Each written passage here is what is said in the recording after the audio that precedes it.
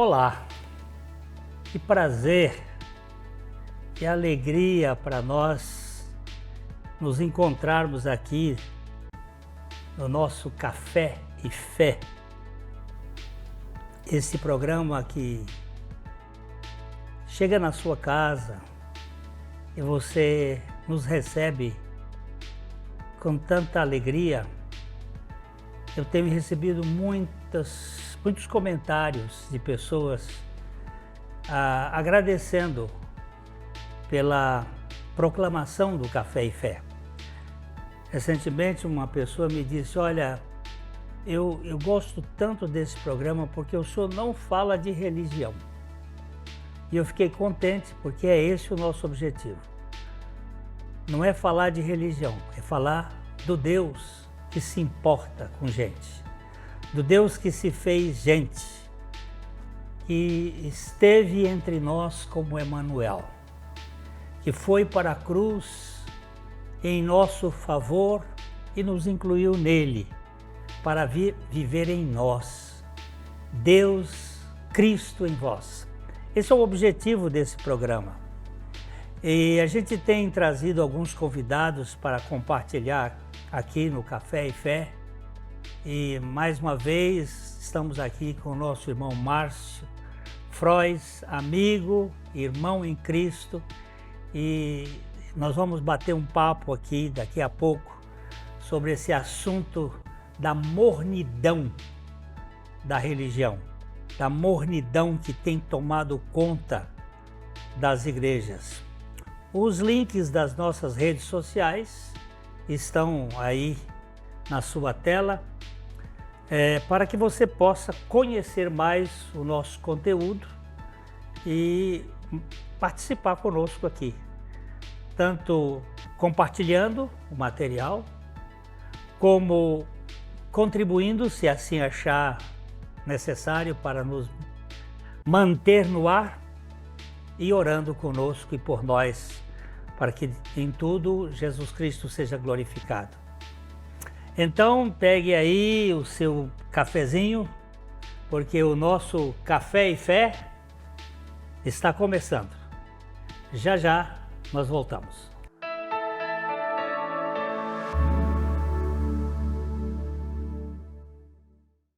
Ótica Higienópolis.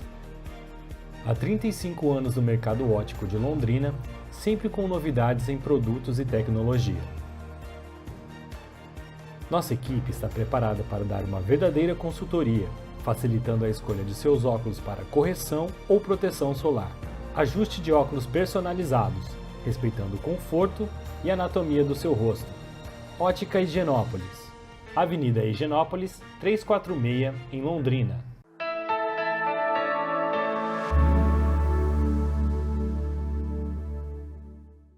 Pois é,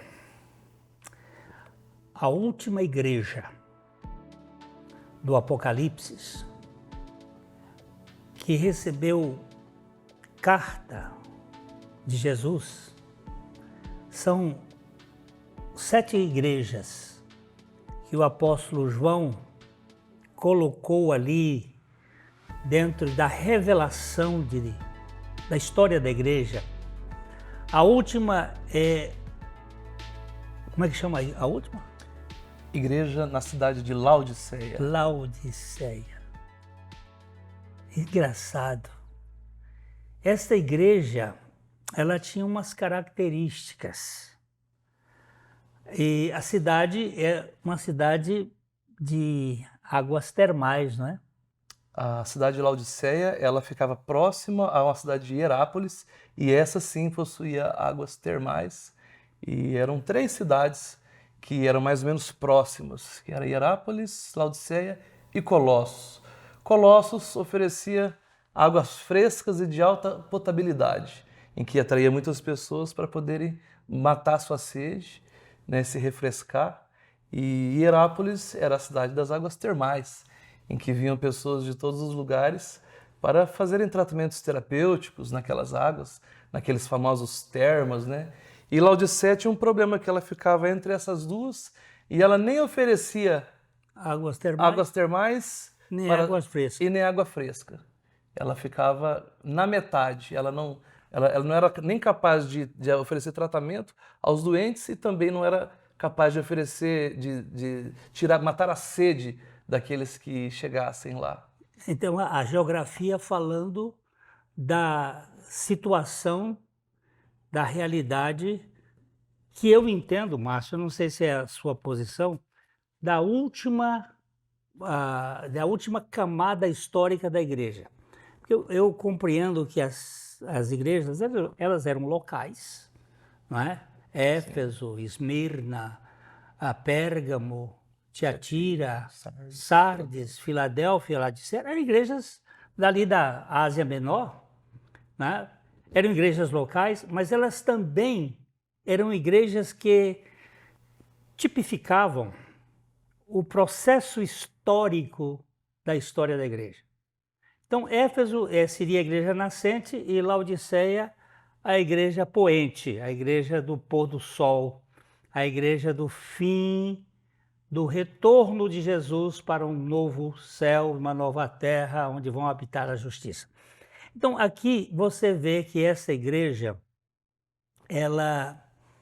ele começa dizendo assim: ao anjo da igreja em Laodiceia, escreve, estas coisas diz o Amém, a testemunha fiel e verdadeira, o princípio da criação de Deus.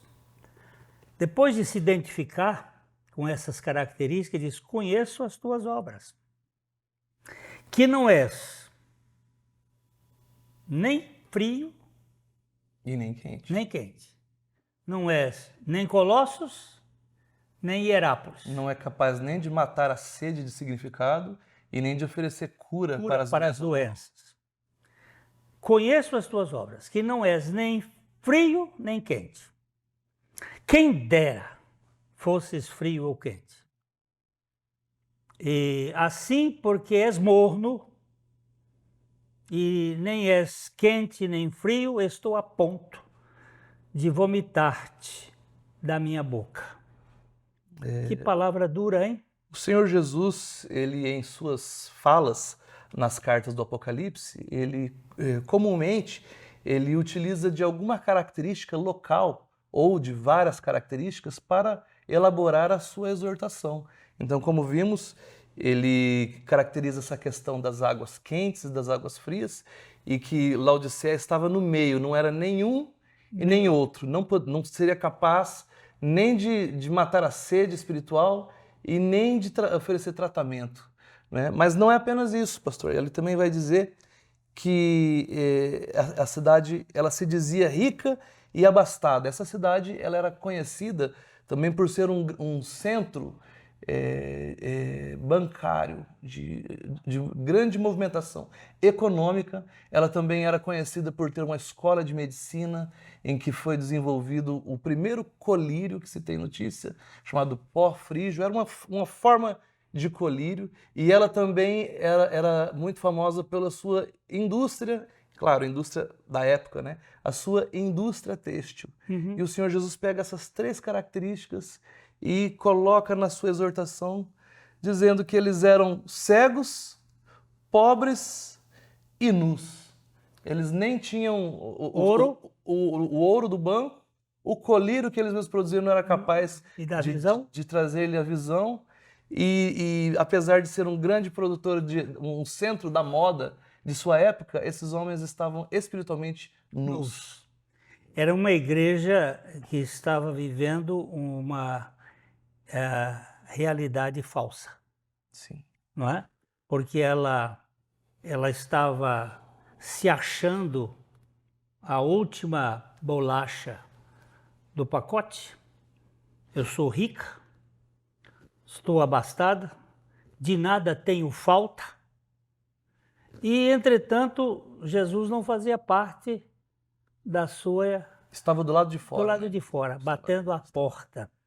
Então, essa mornidão espiritual daquela igreja, ela vai refletir, de certo modo, o que nós estamos vivendo hoje.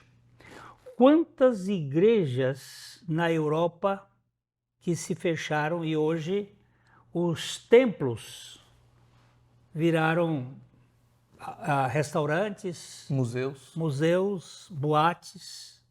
O que aconteceu do século XIX, passando pelo século XX, e do século XX para cá, com essas igrejas? Houve um resfriamento, porque Jesus falou lá no capítulo 24 de Mateus, quando ele estava falando dos últimos tempos, de uma era glacial. Ele disse, o amor se esfriará de quase todos. E a igreja de Laodiceia, ela reflete esse resfriamento, essa mornidão. Ele não é nem quente nem frio. Isso mostra uma falsa identidade cristã e vivendo uma vida que não é autêntica, que não é verdadeira. E eu acrescentaria, pastor, que é muito provável o que levou esta igreja a esse esfriamento foi uma falta de atenção à doutrina específica da cristologia, a doutrina da pessoa e da obra de Cristo. Na carta de Paulo aos Colossenses, Paulo ele discorre acerca de um movimento herético que estava surgindo dentro da igreja, em que pregava um Jesus que era desprovido de sua divindade e também pregava o sucesso espiritual a partir de rigor ascético, de esforços pessoais. E quando Paulo ele fala aos Colossos sobre essa questão, sobre o risco de se diminuir Cristo de sua divindade e atribuir ao homem a sua própria salvação, ele fala assim, esta carta vocês leiam também em Laodiceia. Então, possivelmente, este era o problema da igreja de Laodiceia, assim como era de Colossos. Porém, aparentemente, a igreja de Colossos acolheu a exortação de Paulo e a de Laodiceia, e essa carta é alguns anos depois de Paulo, ela está fria e, curiosamente, Jesus se diz do lado de fora. A cristologia, ela sofreu um impacto por essas falsas doutrinas, essas heresias destruidoras que lá se alojaram. Ô Márcio, nós vamos conversar um pouquinho mais sobre isso depois do nosso intervalo, porque esse é o ponto crucial.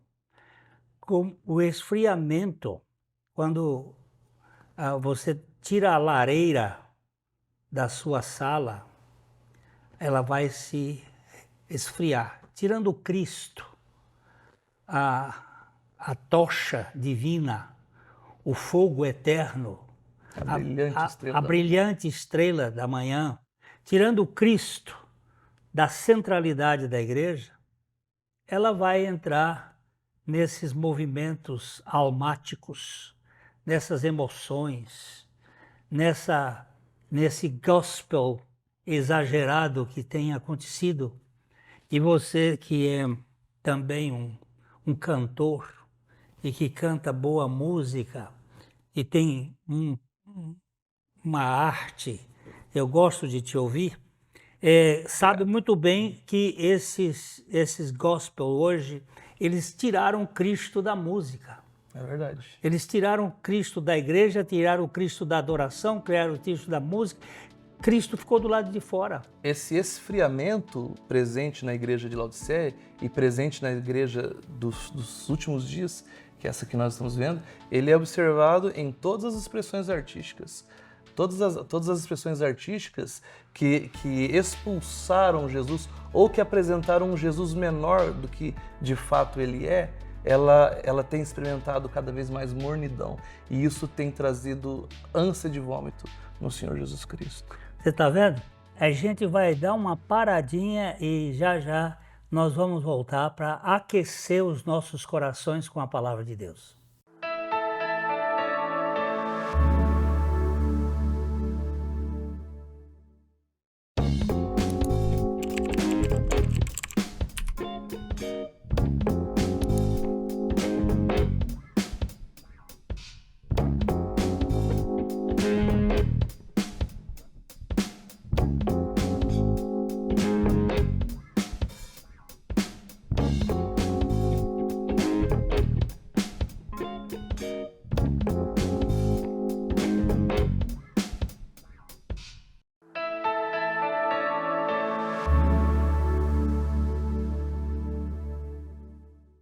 Então, Márcio, como é que nós vamos sair dessa mornidão?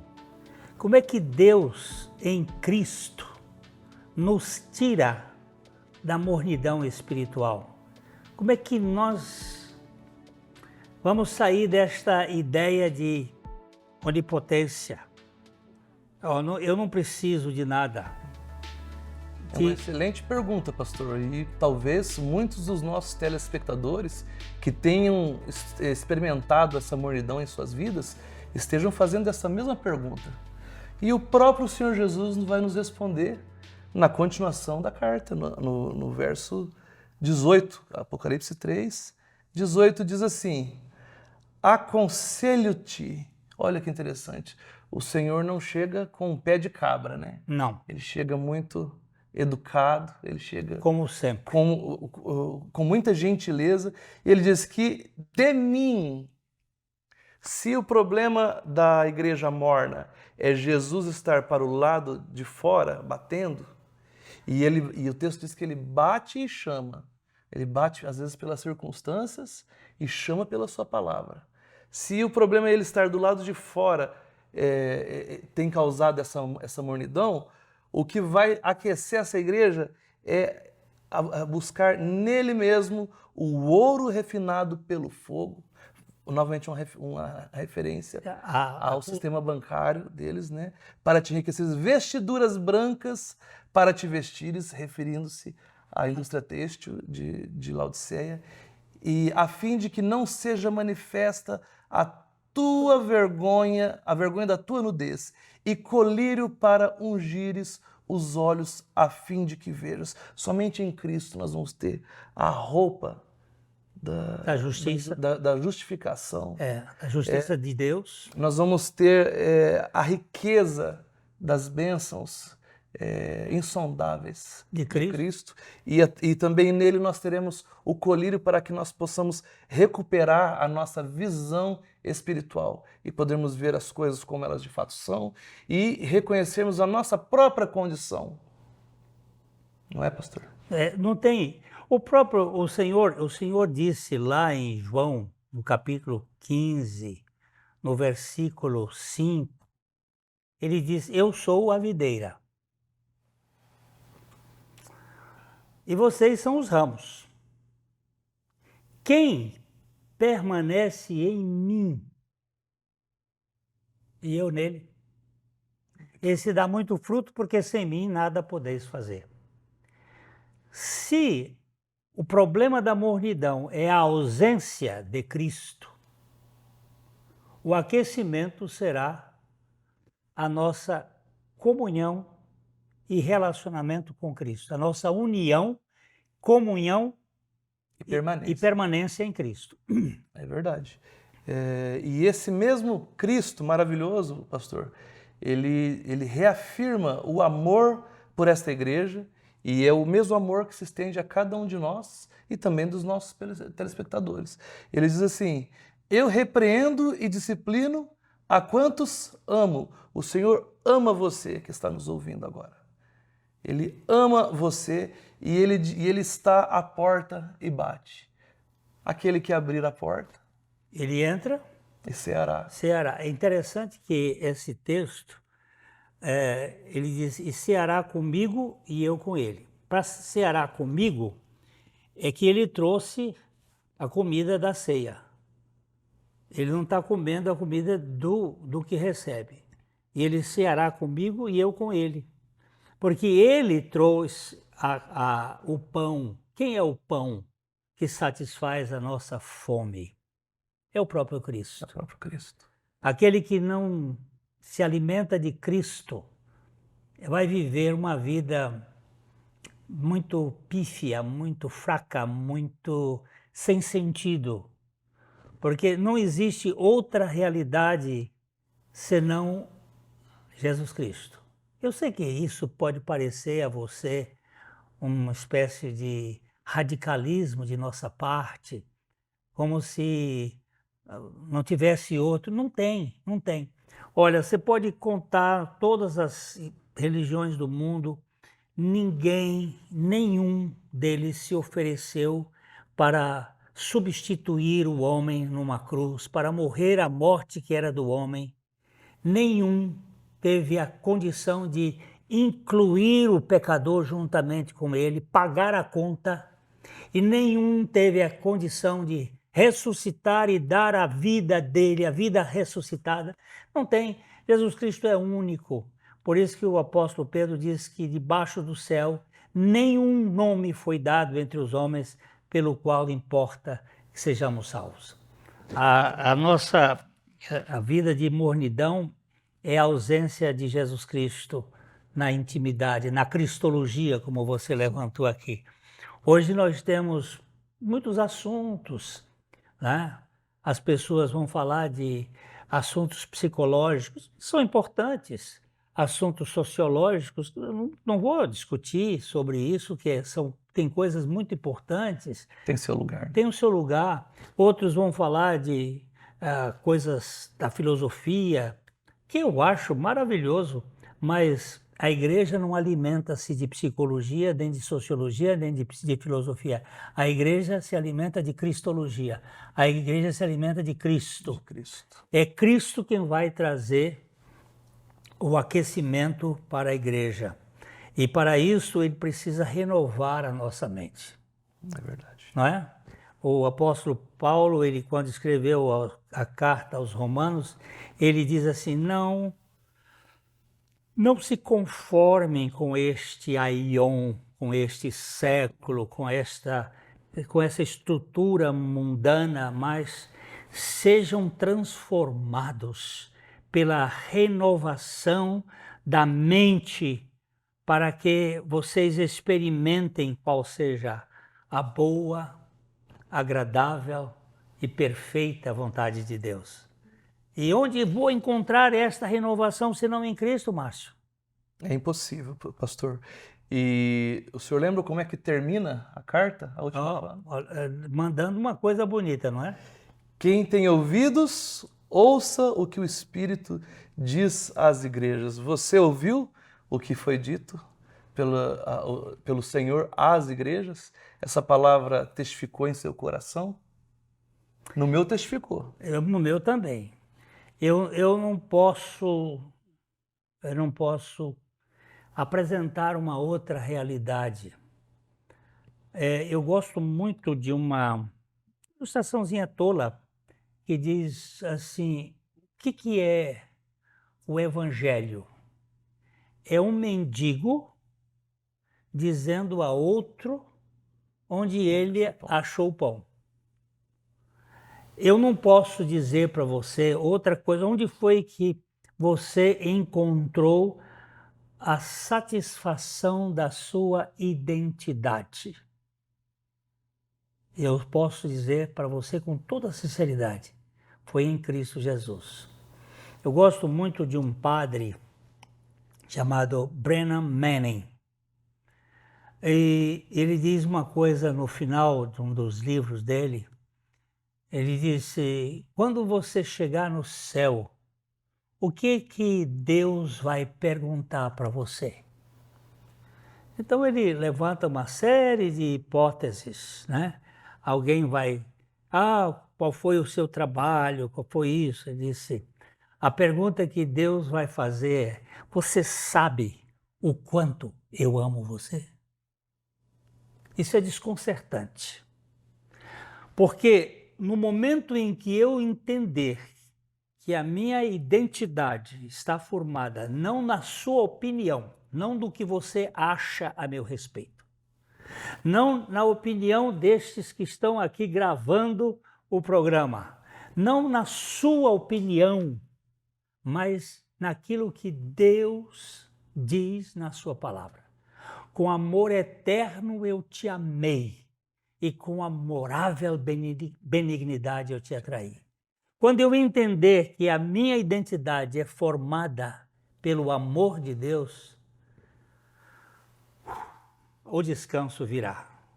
Há uma outra realidade. Então, o fervor no Senhor decorre de uma relação de intimidade. Eu sei que Laodiceia, ela recebeu a sua exortação. Sim. Vem para mim, compra de mim. Esse compra aí não é um negócio, é aquele mesmo, aquela mesma taxa que o profeta disse. De graça. Sem dinheiro e sem preço, vinho e leite. Ou seja, duas realidades que tipificam a redenção. O leite, a criança, o vinho, a alegria da realidade espiritual. Então, o que nós podemos dizer? É que não fiquemos desanimados, mas que nós podemos ser renovados. O profeta Isaías, capítulo 30, ele diz assim, os jovens, capítulo 40, verso 30, os jovens se cansam e se fatigam, e os moços de exaustos caem, mas os que esperam no Senhor Renovarão. Opa! Renovam as suas forças, sobem com asas como águias, correm e não se cansam, caminham e não se fatigam. Se essa é a realidade da sua vida, você está cansado, Jesus vai dar descanso. Se está frio, Ele vai lhe aquecer. Diga uma palavra final aí para nós. A nossa oração a Deus é que hoje você tenha ouvido esta palavra e que você tenha tido ouvidos para ouvir e que esta palavra ela seja transformadora na sua vida, que ela venha gerar santificação, salvação e que venha aquecer o seu coração e de toda a sua família. Então, obrigado, Márcio, por participar conosco aqui. Nós esperamos vê-lo em outras oportunidades. E fica aqui o nosso abraço de sempre, aquele abraço de coração para coração. Até a próxima.